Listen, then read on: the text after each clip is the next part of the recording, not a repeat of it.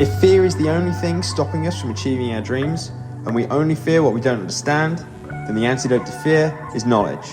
All we have to do is find out who has the knowledge that we need to conquer our fears and achieve our entrepreneurial dreams. My name is Callum Walker, and welcome to the podcast that will help you figure it out and conquer this lonely entrepreneurial journey. Hello, everyone, and welcome to the podcast. Today, I have a very special guest. Very special guest. Samantha Leatherbarrow, what's going on? I'm all right, Callum. Not much. Well, a lot is going on, but A lot is going on. No. Thank you so much for coming on. Um, we've been working together for over 2 years now, haven't we? is this entering our third year? This is entering our third year. Our third year. How have you found your past 2 years? I feel like I've blinked. I don't know how it's been. I don't know how it's been this amount of time already. I feel like I've blinked, and it's like, yeah, it's been good. I've really enjoyed it.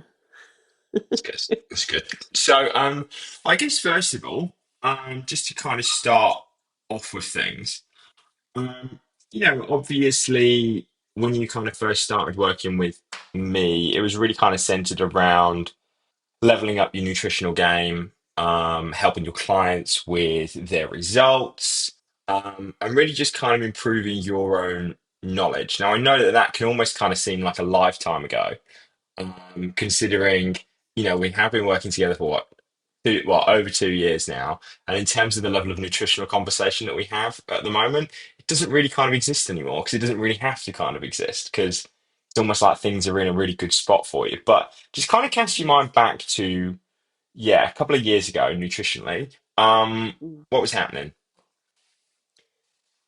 I was sort of running the business out of my garage, and I'd sort of created this thing that I loved, and I was getting clients in, and I was in terms of their results and their nutrition, I was kind of following the calorie counting method because that's just what's born and bred and it's just what I knew. And, it worked on me and worked on some younger clients, but I did find that more and more of my clients weren't getting a result.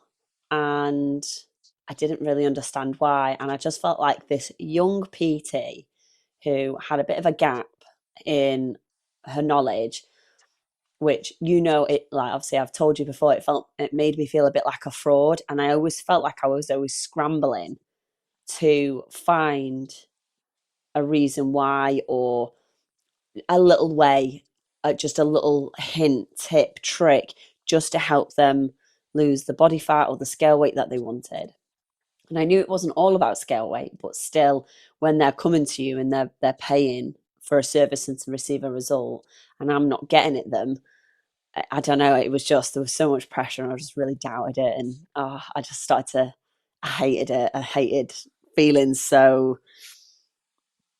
I don't know. I just felt like a fraud. I just felt like a fraud, and I really began to just resent being self-employed, resent personal training, my clients, and I had to pick and choose whether or not to believe my clients, which is really hard to actually say because some clients will be secret eaters or some of them won't Mhm. always put everything into MyFitnessPal and they won't measure things correctly. And sometimes the barcodes aren't always accurate when they scan. And I'd be like, "Are you sure you've recorded it right?" And I don't know. I was just really not enjoying. And then that resulted in my clients dropping off because I wasn't getting them a result. They would always say, "Oh, it's great working with you." Blah, blah, blah, blah, blah. I'm like, "Is that's not what I want? I want you to get a result." So yeah, that was it. I just stopped getting a result. Not for everybody, but for the majority, because I like to work with older Yeah. clients.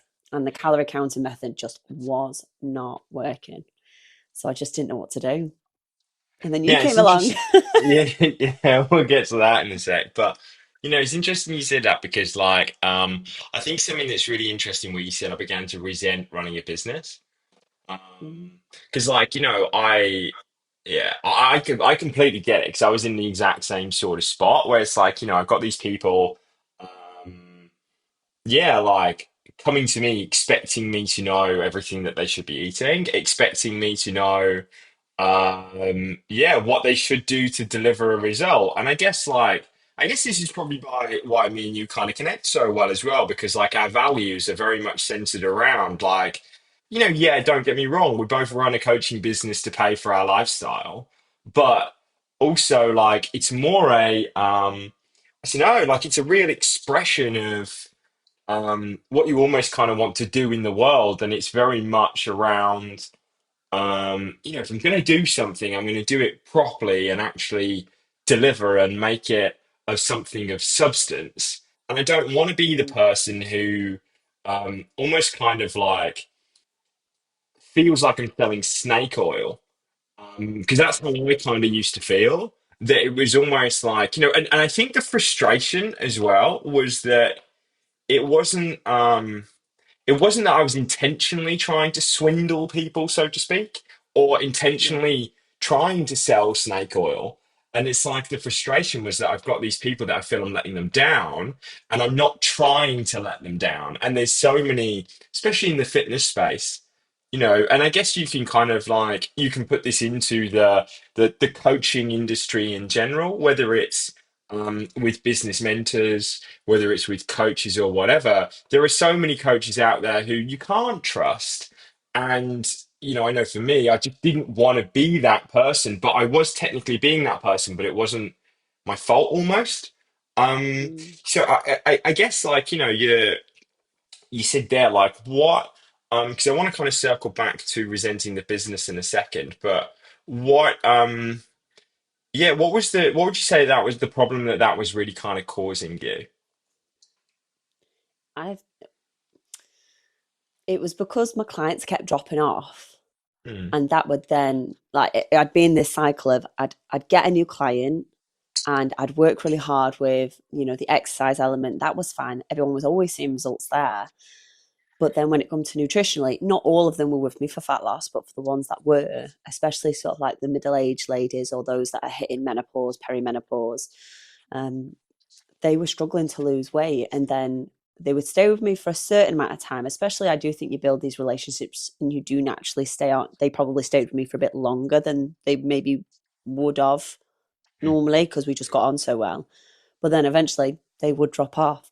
And obviously that would then cause me to lose money, not be able to pay for things, not be able to, I was always worried about paying for my mortgage and my pills because I had to keep it going. Like I had no mm. choice. I had to make it work. And they would drop off and then I'd be scrambling to find my next client and then so on and so on. Did that answer your question? Yeah, completely. And I think it's just really interesting how you said um you began to resent the business. Like in what Mm. sense? I because I just didn't know what to do to better my knowledge around this fat loss aspect. And because there was that gap in that knowledge, the course that you do, any personal trainer really does, the nutrition element of it is pretty naff across the board. There will be the exceptional company that maybe pushes a bit more, but I don't feel like we're given a very good start with nutrition, Mm, really, unless you like dig into it deeper. So then I was left thinking, right, I need to go on this nutrition course. I need to do this, I need to do that, and I don't know. I was just obviously at the time I was, I was getting fully booked, but losing people quite often, and I just didn't have the time or the energy to put into learning something new. And I don't know. I think it just mounded in my head. I got really, really frustrated, and I just wanted to quit my business. I got really frustrated because I just was sick of scrambling, sick of feeling like a failure and a fraud, yeah, and I had this just absolute drive of like, I know what I want to help people with. It wasn't aimed at fat loss, but that is, whether anyone likes it or not, part of certain people's fitness journeys is fat loss. So you do need to be able to help with those elements, whether you target that or not as a business. a PT business person. But then I just got frustrated. I was sick of it. I was feeling overwhelmed. I just wanted a way of having a consistent income, but also that for me selfishly, the consistent income for the bills, me and my partner, but then also to get consistent results. And I just wasn't getting that, and it was stressful. It was, Mm. I was on the struggle bus, and I was ready to can it in. And I remember went online, and I not online, but I created a CV, or I updated my old CV, so I dusted it off and updated it. Google how to do an updated CV, because I was like, Mine's still got my Duke of Edinburgh Gold Award on.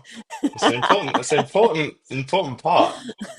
when we cover letter and everything. And I jumped on Indeed, and I remember thinking this would be so much easier if I was just employed. I just want someone to employ me, so I've got a constant income. I don't have to worry about anything.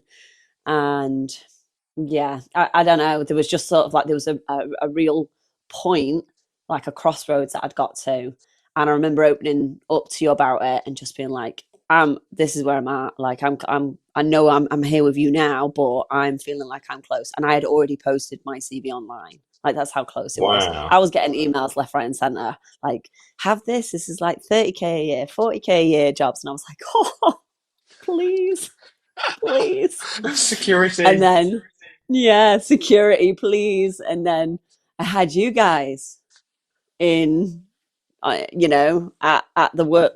Where is it in Birmingham? And you were like, stay on this side, Sam. Come to the dark side. You can create your own struggle bus. Yeah. Now, most people, I think the thing here is most people would roll over and die and just accept it and go for the easy thing. So why, like, you know this, like running a business is not for everyone.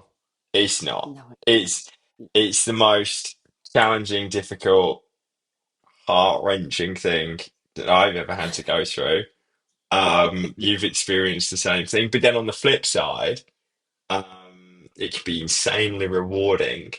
So my question is why not just roll over, die, accept it, and just go and get something that has more security, that obviously wouldn't come with the same level of emotional obliteration, so to speak. Why not just roll over, die, and just go for the easy route? oh, Callum, I don't know. Honestly, I just have this thing, and you Yeah. know what I mean. You have this absolute thing inside that just says, I am made for this. Like, I'm not made to be employed by someone else. I mean, I don't know, one day, well on in the future, hitting retirement age, I don't know. I might turn around, you know what? I'll work for someone else now. But I've been employed before. I've been in different employments, and don't get me wrong, I feel like I was a good team member, and I would be given, but I just felt like I was just made to do this. And I like the idea of helping. I don't know. I like the idea of helping people that are, my specific audience that I love working with. And I just felt like that I could show them there was another way around this. You do not have to be a buff bunny, a fitness freak, a gym rat to have, this longevity in a sport or in life in general, or to stay mobile. You just can do these parts. And yeah, I felt like that was really missing in like this middle age to senior group. And I just thought these people need to know there is another way of living, but they can extend their life expectancy and their quality of life. And there was just a bit of me that was like, I give it all up. Like, I'd have to give everything up, the way I want to create it, and just go to a 9 to 5, or never a 9 to 5. It's not 9 to 5 though, is it? Because you next week, you're doing It's extra not. hours for free, and you're clocking in 15 minutes early. No, you're going in 15 minutes early, but you can't clock in. And I don't know. I was like, create my own thing, office job. And I tell you what, Callum, the temptation was there Okay. financially. But then when I thought about my creativity, about what I wanted to achieve, I just had this. I was like, I have to give it my all before saying, like, before stopping. I knew I just had to go all in and then decide, is this definitely for me? Yeah. Yeah. And you said about that kind of creativity. It's almost kind of like with your business, it is like a full expression of you, isn't it? Really, like it's. I Mm, think that probably the most exciting thing that is with me, and I think that it's very similar to you, just knowing you. It is that pure creativity and expression of yourself that every day you're designing, you're thinking, and you're almost kind of like, I don't like the word manifesting, but you are almost kind of taking this thing that's inside of you and bringing it into the world. And it's just that mm, pure creation. And when you start to see it kind of come to fruition, there's just something kind of weird about it. But there's just mm, this never-ending, unstoppable internal drive to just like you're almost kind of pulled along with it. And I've been in the same situation multiple times of just questioning what the fuck am I doing? What am I? Why do I put myself through this? Like, I don't uh, have to do this. Like, I don't have to I put know. myself through this emotional toil. I literally don't. There are so many easier, safer, more Uh, more, yeah, yeah, just more stable. That's the word. More yeah, stable paths in life. But for some reason, there's just this inner thing. And I think that ability to fully express yourself, express who mm, you are, express your flaws, but also express your strengths in its truest form. It's mm, it's exciting, and the possibilities really are kind of endless with it. So, I think so. My question to you on this, um, obviously you've had some really kind of challenging times since running a business. One, you kind of spoke about that point. And that was really kind of centered around a belief in yourself to deliver results. You, mm, yeah, you decided to instead of roll over and die, go like, right, okay, I'm going to seek a solution to this problem. And I think that for me, I think that is the true test of entrepreneurship, which is mm, seeing that when you're experiencing problems, that I'm going to actively seek the solution and not accept that this problem is permanent. And I think that is something that is just consistently clear from, that you radiate and you really kind of showcase. So I guess my question is where does that come from?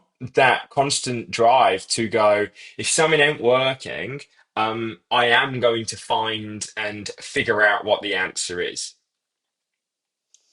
mm.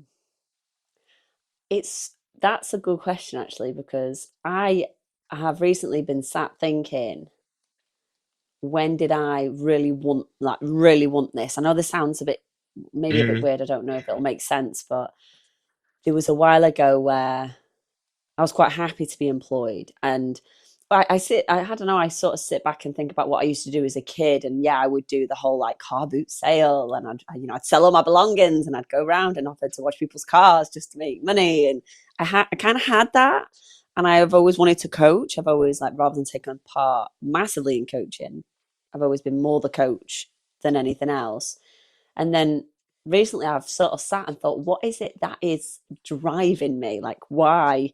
And I do, yes, there's like something in me that's just like, I've got to keep going. Like, I want to see where this thing is going to take me. I'm so curious about how this is going to turn out. Like, I'm mm, excited. Like, beforehand, it used to overwhelm me, this idea of I have so much to do. But mm, actually, it was you that turned around to me. I think it was in person or on a call. I can't remember, but you were like, how exciting is that? Sam, you have so much that you could do. But don't see mm. it as like, it's not this thing where it's a timeline. It's our own timeline that we're pushing for. But who says like it has to be done within a certain time? You know how people go on about marriages, kids, but you have to be in a timeline. Same as in business, I think. Mm. And with a lot of other areas, it's your own timeline. Like I put my own pressures on getting this completed, getting this completed. I must have be at this point in my business by this time, and it's my own pressures. But I don't know. I just have this thing where I'm like, I cannot wait to see how this will go, how it'll turn out, what it'll manifest into, and how more of me will show through it. And I'm looking forward to just I love figuring it out. Like your Mhm. podcast, just figuring it out is like the perfect title, because I feel like I'm always just trying to figure it out. Like I'm just winging it, and I don't know. I quite like I quite like this horrendous anxiety that is going on, but also at the same time, it can cripple me in moments. And Will, my partner, he'll look at me and he'll be Yeah, like, "Have a day off," and I'm like, because it's that simple. I can't just turn this thing off. It doesn't just turn off. Like it doesn't. yeah, But I don't know. I just have this absolute drive, and I think surrounding myself with the right people as well. So previously, looking at my upbringing, family, childhood friends that I've grown up with, they weren't necessarily the most driven. Love them all to bits. It's not a slander, but they're not the most driven. It's very much yeah, been about cash in hand jobs. If they needed to be on benefits, they'd stay on benefits. And why get off it? Because it helps you them so much. There's never been anybody that's been self-employed, maybe bar my uncle who ran a fruit and veg shop. And I was always looking for a group of friends who could help me, or a group of people that could help push me. And it wasn't until like, I don't know, like leaving the army, meeting Will, and then coming out into the PT world, and then into these mentorships. And then all of a sudden, I just found my people. And I mm, think you guys just dropped little nuggets for me that, like what I said before, when you said, um, but how exciting, you have so much that you could do. Don't see it as, oh, I have so much to do. It's look at all this that you could do. And it's just turning that perspective, like that idea of, well, it's not a negative. This is a possibility. This is an opportunity, a chance to try something else, push further, push more. And it's been really nice actually, because when I went through my PT course, I met this great girl called Sammy. And yeah, she was just such a positive Polly. And I remember sitting next to her thinking, oh my God, her sunshine, the light coming from her is just blinding me. Like she's too positive for my liking. Well, next thing you know, a week in, I was hooked on Sammy. I was just like, this is a girl I want in my life for a very yeah, long time. And to this day, we still meet, we go to each other's houses, we talk business, we talk life and goals. I don't go there and there's never a negative. And she's very brutally honest with me. She's like, checks in, she's like, she plays devil's advocate maybe on certain things. And I'm like, these are the people that I need to be surrounded by. And then obviously meeting you guys and coming into this group of people, I think it really helps spur you on and to continue. And it's just exciting. It's just exciting that you guys have these ideas. I'm like, oh, I could do that too. yeah. But So you're constantly kind of flipping that feeling of anxiety to excitement, of yeah. overwhelm to possibilities. And Mm, really it's that thought process of, your brain automatically, whenever you're trying something out or you're executing something new, your brain automatically like goes to all of the reasons why it's not going to work. mm, um and it's hard to flip yourself into that mindset of, well, what if it does work? And that can be quite challenging. I think something that's helped me, which is kind of along the lines of what you've just been um, sharing so well, is almost kind of like, in terms of what could go wrong. I think that can be really beneficial sometimes, because it can actually, you see it more of a way of identifying the hurdles and obstacles that are going to be along the way, and it's important to mm, keep those in check, because otherwise, you're deluded, and you're not actually going like, well, if you are going to go and do that, this and this is going to happen. So you might as well want to make sure that there are things in place to ensure you can overcome those hurdles. But then it's also mm, finding that balance between making sure that you have that mindset, as well as not then being crippled by it, that Mm. you then become scared to the point that it's like there's too many things that could go wrong. I'm not going to go and take action. So I guess my question to you is also, how do you keep yourself in check in that sense? So how do you almost like, because I know for me, I like to think I win more than I lose at this. For me, I, definitely kind of flip between all of the reasons why it won't work to, well, what if it does work? And I have specific things in place to make sure that I can recognize that I'm in that, again, we've spoken about that gap mindset. That I'm in that gap Mm. mindset and I actually need to just make the shift from negative to positive. So, what are the things that, yeah, what are the things that help you just check yourself out and be like, whoa, hold on, take a breath, stop. Why don't we look at it from this angle? What are the things that have helped you do that? Just slowing down and calming down to start with. So, and what is that? Um, if I get if I Slowing get like an down. idea, if I get like an idea, or I don't know, if you suggest something, or I don't know, this opportunity comes up, it's like first it's like, oh my god, I could do this, but then it's like, oh no, I'm not good enough. Oh no, I'm not going to be able to do that, and I just I don't know. I really have to sort of like take a breath and I stew on it for a little bit, and I flutter back and to between it could be great, no, it's no good. I'm not going to be very good at that. It's not going to work. And then what I like to do is usually talk to you. So usually if there's something going on, I'll mention it to you. And it's quite nice actually to talk out loud and brainstorm. And you will see things in a different way, or you will have already helped somebody else in this way in whatever area it is, and you will just, I don't know, you just have this way of putting it out there and just being like, this could work, Sam. And I don't know, it's like a go off, go on, you can do it. And then Go make it happen. also yeah. And also Will, my husband, Mm, he's very calm. He is complete opposite to me. I will literally go to him and I'll look like a rabbit in headlights. And he'll go, come on, what's it? What is it? And I'll say what the idea is, and I'll go, okay, that'll be cool. And I'll go, yeah, but it won't work because of. And then he'll look at me and I'll go, well, those are easy solutions. And I'm like, no, no, you don't understand, Will. I'm in the process of catastrophe, like, making everything worse in my head right now. How dare you bring a solution to the table? But he just gets my body from the ceiling and he peels me off and then brings me back down and is like, why don't you just start with one thing at a time? And that's similar to what you say, is just do one thing at a time, maybe just think about this and then try this and then maybe adapt it to this. And then you do this thing, which I quite like, is that you call it version 1.0 or 2, and then the second attempt is 2.0 or whatever. Do you know what I mean? And you have like these different versions. And what at first was, in your head was a massive like, oh, risk.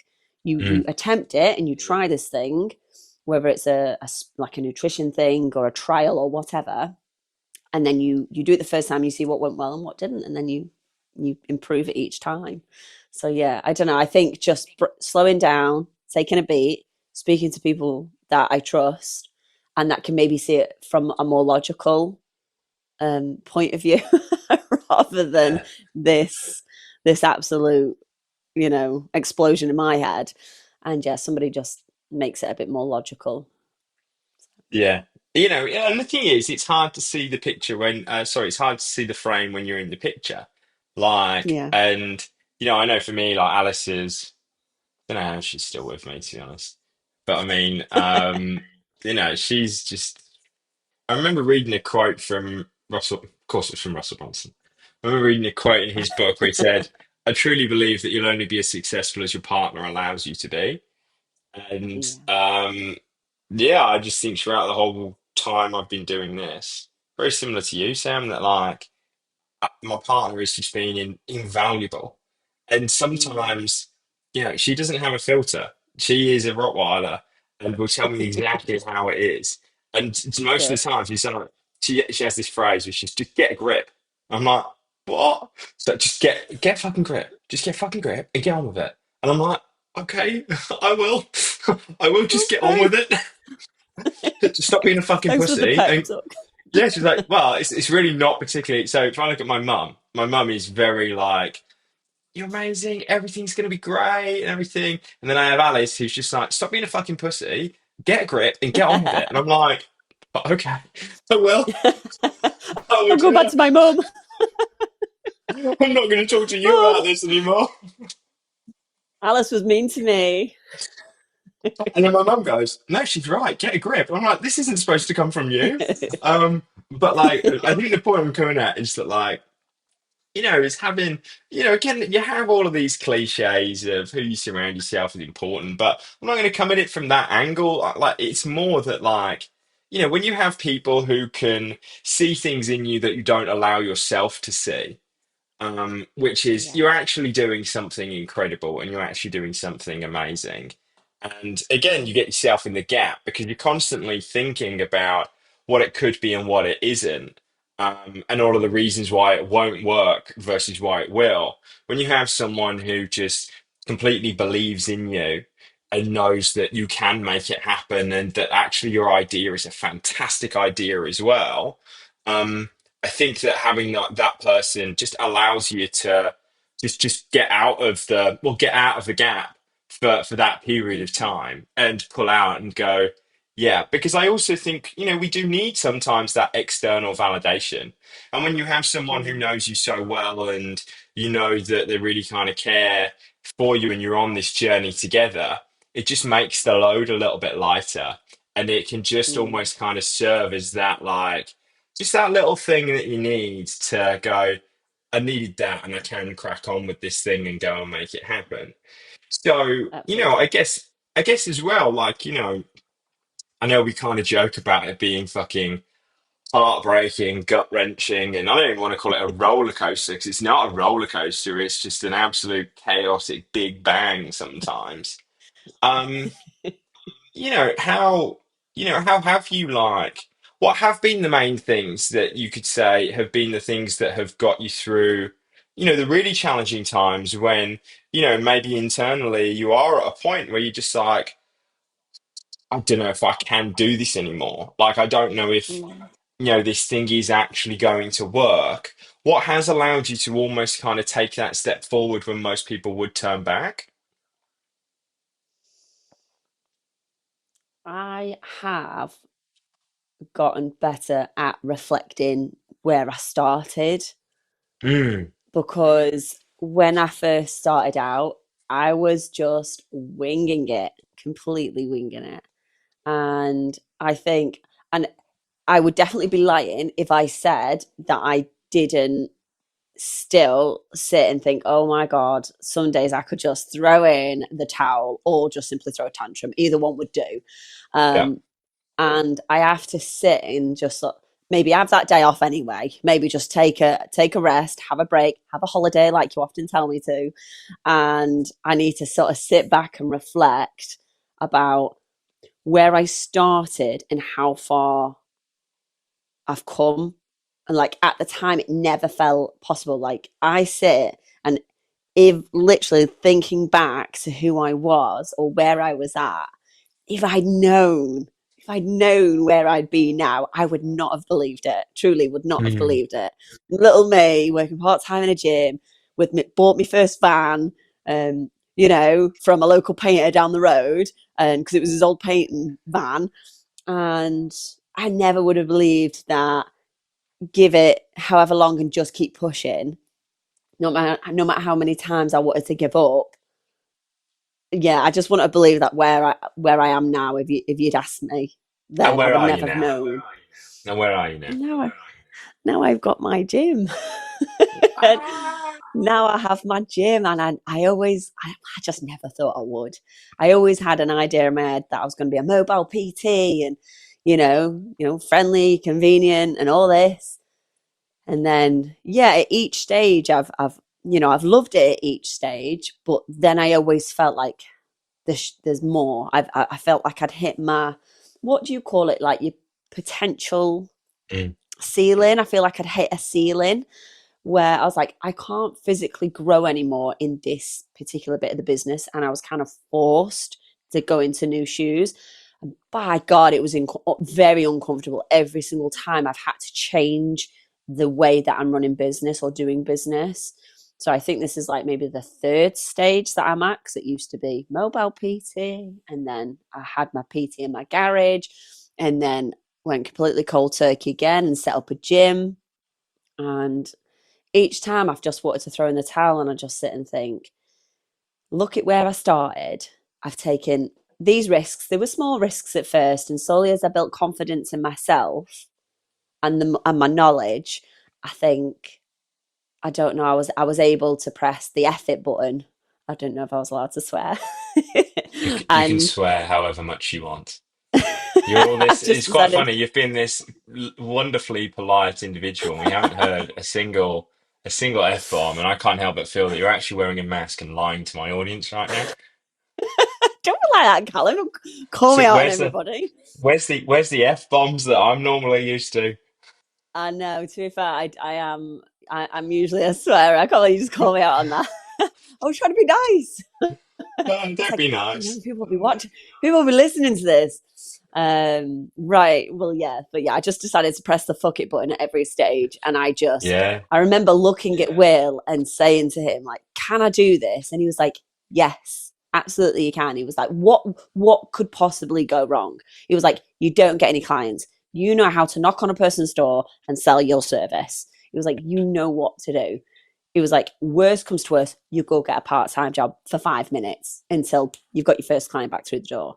It was like, you'll be absolutely fine. But I think reflecting on how far I've come, and then if I needed any advice or guidance, looking to you and Will, because I do look to him a lot, to sort of give me that nudge and that, go on, you can do it. But I think it's quite easy to feel stuck and feel like you're not making progress. But it is true what they say, that it is, that the progress is in those like smaller acts every day that you do, like the little bits that you're, Mm. like today for the first time I've learned how to use my mic and my camera for the laptop, and I never would have done that.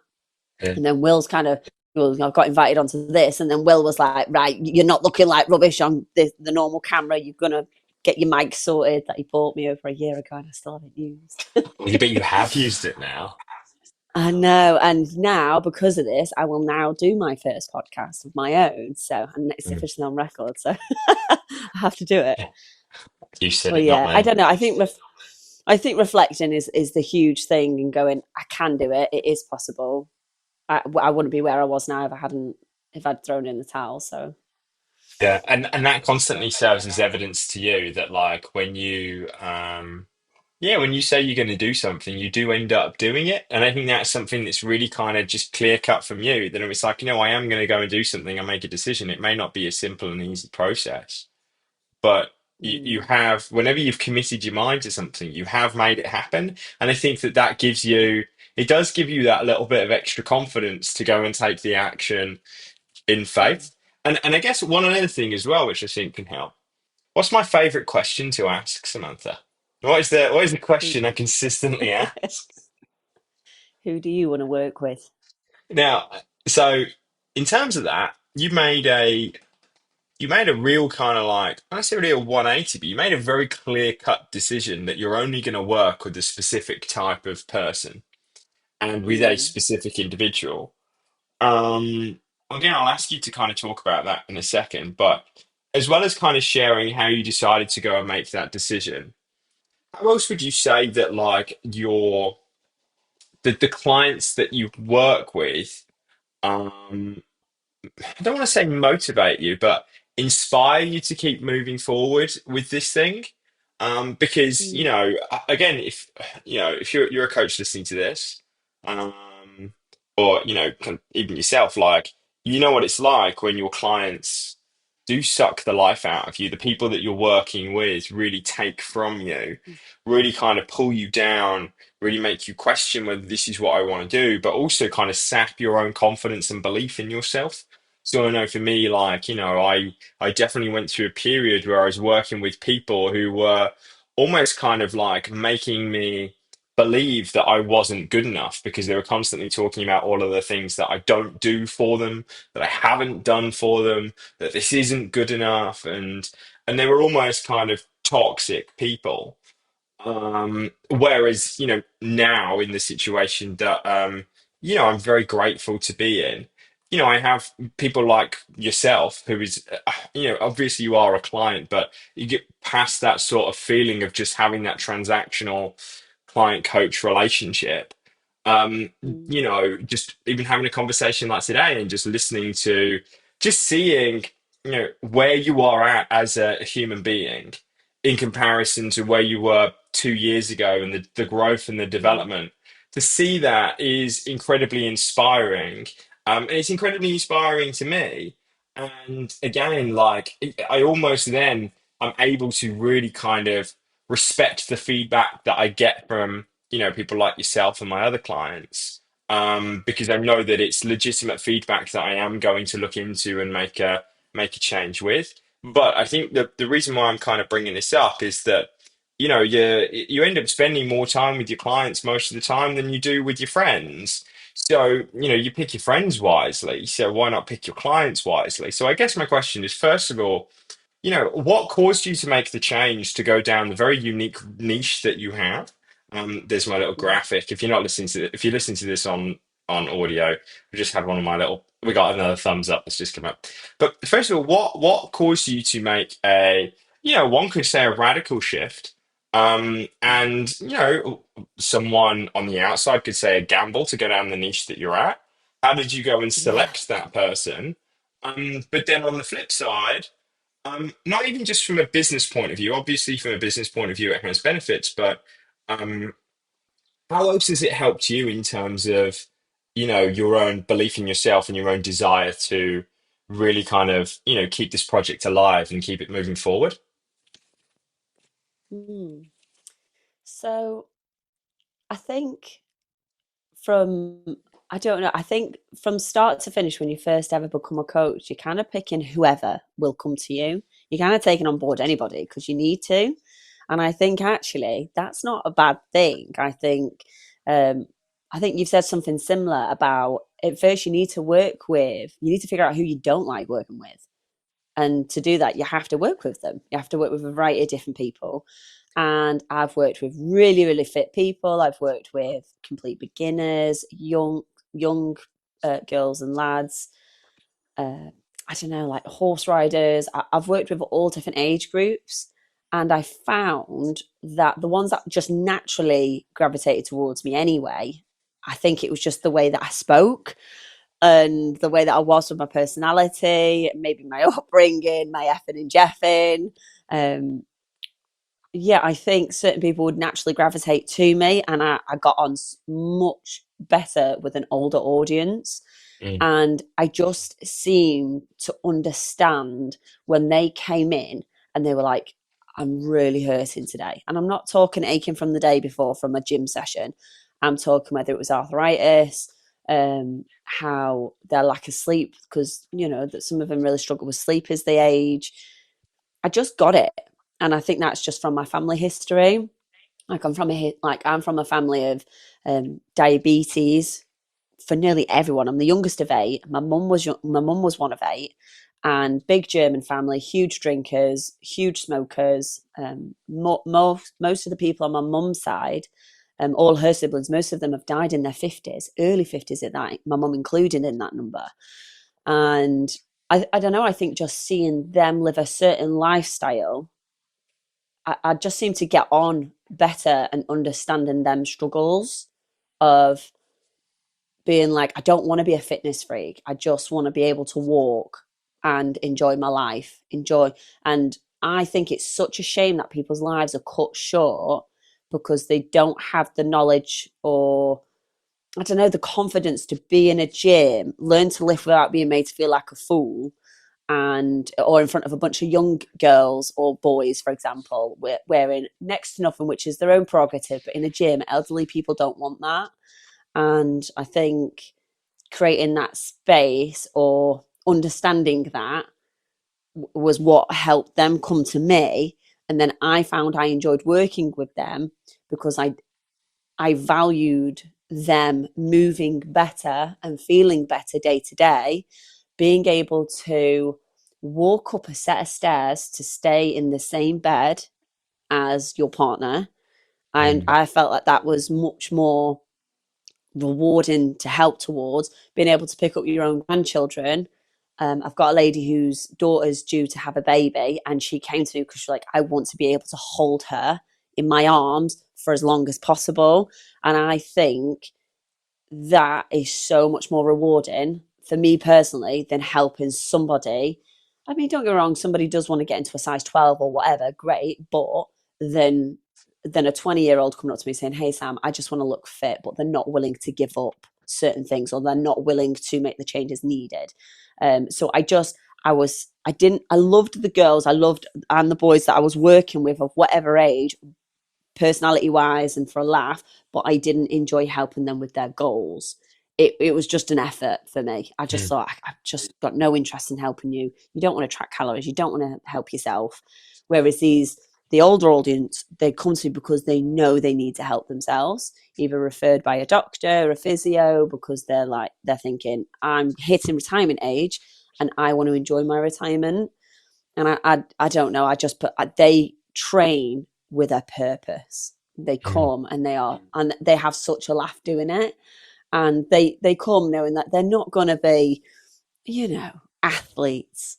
Well, some of them might be, but you never know. But they come and they train for a purpose, and it's just much more meaningful in the gym, and the talks are a lot more interesting. And when they ache and when they hurt, I'm not just, I don't know, or when they've struggled with something, I don't just brush it off and I don't just, oh, just get on with it, or you just don't want it enough. It's, well, how about, like, I mean, you are like nearly 80. How about you pull back a little bit and just have a rest day today? Do you know what I mean? I don't know. Just Yeah. working with them is so much more enjoyable. And I found when I asked them to do something, they actually did it. Yeah. They just did it because they wanted it. They came to me with an issue, and when I give them the guidance or a suggestion, they go and do it. Whereas a lot of the people in their late teens, 20s, 30s, sometimes even 40s, they'd listen to me. I'd give them the guidance, and then they'd be like, they wouldn't Yeah. necessarily do it. Not all the time, but a lot of them Mm. would just not do it. So yeah, I kind of figured out who I wanted to work with in that sense, and I just loved. It's more meaningful with me working with that particular age group, over 50s, and yeah, I think that's it. But I can't remember what your second question was. Yeah, you answered it, which was really like, how does that kind of like keep you inspired to keep taking action and grow it? And I think that just kind of shone through there that like it's the fulfillment Mm, aspects of things, but it's not even the fulfillment, it's the level of impact and contribution that you can have. And then when you're spending time with these people, you're doing your work. You're doing your work. It's not mm, almost kind of work that someone says that you have to do. It's like, no, this is just the work that I'm supposed to do. This is the contribution I'm supposed to give, and I'm doing it in the way that I'm supposed to. mm. It's the same with how we've had a joke a lot about myself being like the question mark. And it's like, again, there can be a lack of definition sometimes, but it's just that whatever kind of crops up is the work that I'm supposed to be doing. And I know that through the feeling that you get. And when you get the feeling of maybe deflation, and when it becomes a grind, so to speak, of, I Mm, remember working with people, just helping them lose weight, and it was just a struggle. And it was a mm, struggle because one, I'd never been overweight myself. So in terms of my ability to really like connect with people, I couldn't fully connect with the struggles. I mm, really struggled with it. I did. I struggled with a lot of the excuses. Um, and I think that made me quite um, maybe cold sometimes. And also, it definitely would hold me back from being a great coach because I couldn't fully empathize and understand because I hadn't been in that situation before. And I mm, couldn't empathize and understand the struggle and the challenge. I could definitely understand the desire to want to be fitter, to want to be healthier, to use exercise, to use nutrition, to sleep better. But within that specific realm, it was just a real struggle and a challenge, and it became a grind, and it became work. But work in the fashion of what work is almost kind of pushed to us as, as soon as you finish school, it's like now you're going to go to work, as opposed to get to do your work. And I Mm. think it's a shame because so many coaches and PTs, like when you first qualify as a coach, like automatically you think that like a personal trainer, a coach, even a nutritionist deals with weight loss, deals with fat loss. Um, and that's what I'm going to do. As a personal trainer or as a coach, I'm going to go and just help people lose weight. And I think that, it takes some courage to ask yourself the question, is that actually what I want to be doing? Is that how I actually Mm. want to use my skill set? And I think what's amazing with you is that you have a fantastic knowledge of being able to help people lose weight. You have a great knowledge of helping people get into shape, but you're not limited to solely, you don't run a glorified Weight Watchers. Like you don't. You have a thriving community, which is really about actually how you can use these vehicles. That, yeah, there can be some clients who do need to drop body fat, but it's for a far greater and for a far more impactful purpose and reason. Like you said, there, a grandmother or a grandfather being able to hold their grandchild, to be able to, sleep in a bed with a partner. It's more meaningful to you, and I think that when you're Mm. able to do that, this thing does become your work as opposed to Mm. work that I have to turn up to. And I think you're just a real shining example of that. And it is so inspiring. Like, I look at, I know you don't like praise at all, um, but get over it. Like if I kind of look at like 14 months ago, 14 months ago, you hadn't got what you've got now. You hadn't done what Mm. you've done. And I just think the way in which those small daily actions, me and you always joke about this thing. I'm fucking journaling. Gonna write my stupid fucking journal. I've got my stupid fucking walks, listen to my stupid fucking podcast, do my stupid fucking ice bath, do my stupid fucking my stupid training session, my stupid affirmation, all this sort of crap.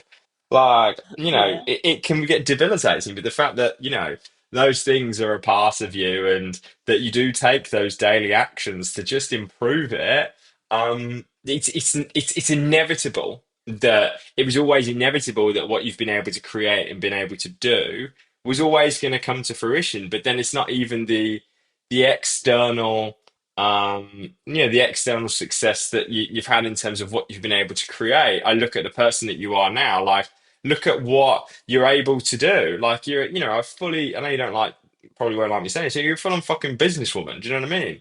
Like a proper businesswoman, a proper entrepreneur, doing this Yeah. and this. And it's just so inspiring. Like, again, look at the whole journey that you've been through. You had some incredibly soul-destroying challenges, Mm. and you've kept moving forward, like you have. Yeah. And there's this, unwavering faith that may not show up in your mind sometimes, but it shows up in your actions. And I know for Yeah. myself, like, one thing that's always stood out to me, I remember Napoleon Hill talking about this in his book Outwitting the Devil, where he said that you need faith in order to keep moving forward with things. Mm. But persistence and continuous daily action is the ultimate test of faith in yourself. And the thing is, even when Mm. things are hard, even when things suck and, suck the whole life out of you and the spirit out of you, you still find a way to just go, we'll go Yes, again. yes, you do. Yeah, you do. I was talking about you, not just me. Yeah. Yeah. Well, You yeah, know, sometimes we somehow figure it out, don't we? We just get up and go again. but that's That's what that's you all you do. can do. Do you know what I mean? Just Yeah, get it's up like, and just crack on. I'm like, okay, right. yeah. Why is this thing not working? What is not working here? And then you Yeah. go and take that small little action, like you said, go and do version one, and then version two, then version three, Mm. um, and then you move forward. So, this has been an absolute pleasure, and we will definitely have to do this again.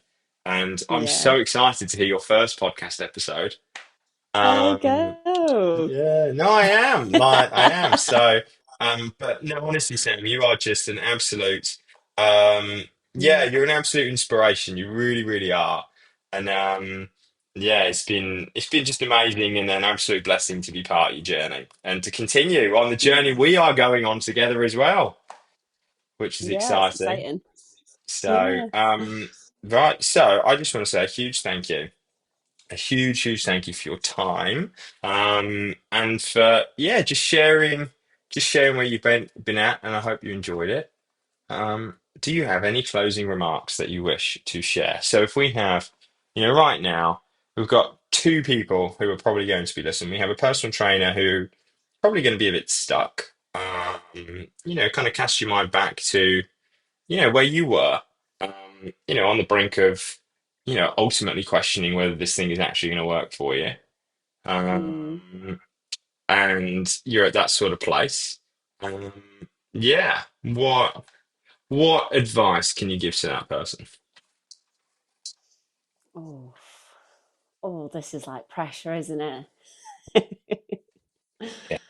It well, without it sounding cringy, I feel like you said it before about just having this utter, I don't know, faith in yourself of like just making it work. Like, don't get me wrong, this isn't for everybody.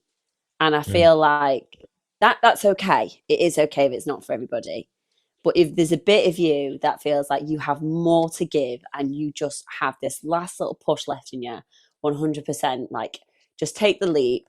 At the end of the day, if you're in this mindset of I'm close to maybe, quitting it, or I'm really stuck, or I'm stuck at a bit of a crossroads, don't really know the decision to make. Is it a good, don't get me wrong, there are sometimes you need to have a reasonable conversation with yourself, but pressing that fuck it button and thinking, what have I got to lose? Like, what if it turns out to be really good and really positive? And there will be people around you who will be like, ooh, that's a bit risky.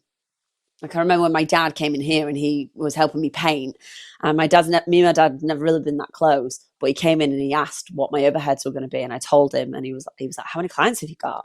And obviously I did this, cold turkey. I just went straight into the gym, and I came across with 5 clients on a founder's, price. And I told him how much I'd be bringing in versus how much my overheads were. And he went, how are you going to make it work? And I looked at him, I was like, I'll just have to make it work. Like, I'll just make it work. I always have, Dad.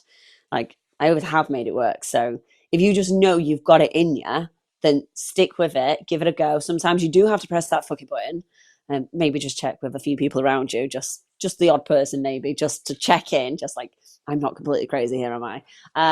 But it'll be, sometimes it's the best decision you'll ever make, and just go for it. Hang in there, and we're all just figuring it out. Oh, I love that. I absolutely love that. Well, thank you so much, Sam. Yes. Um, Thank and you. it's a pleasure.